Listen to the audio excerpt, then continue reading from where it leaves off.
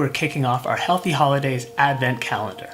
And what better way to get you energized and ready for a month of health and wellness than to talk about our topic of the day, sleep. Today I'm going to break down 5 things to help you get to sleep.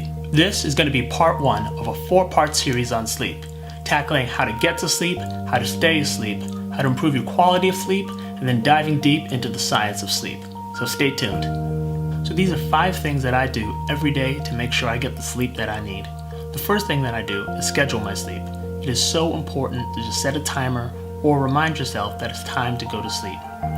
The second thing I do are my do's and don'ts. I don't drink coffee 4 to 5 hours before trying to go to sleep, but I do drink tea. Something like chamomile or valerian root can help with trying to get to sleep. The third thing that I like to do is take a hot shower. Now you could jump in a hot bath or in the hot tub, but something about that warm water helps you get mentally and physically ready for a nice long sleep. And next, number 4, turn off the tech.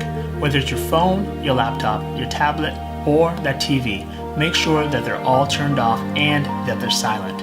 Those alarms in the middle of the night can easily wake you up, or even worse, get you right as you're trying to get to sleep, so you never really do get to sleep. And the 5th thing is try to achieve full blackout. I like to use a sleep mask, but you could also use a blackout curtain to help you get the room nice and dark to ensure that you get that deep sleep that you need. I hope you enjoyed this special early edition of our Healthy Holidays Advent Calendar. Be sure to subscribe for more information on heart health this month. This is part 1 of our 4-part series on sleep, getting to sleep. And just to recap what we talked about today, the first thing you want to do is set your schedule and make sure you protect that important time of day when you're getting sleep. The next thing you want to do is drink valerian root or chamomile tea. These can help you get to sleep, and avoid drinking coffee before sleep. Another thing you can do is get in the hot tub, a hot bath, or a hot shower. That warmth can really help prepare your body and mind for a good sleep. Make sure you turn off the phone, tablet, laptop, computer, or TV. Turn off all screens in the room. And last but not least, blackout.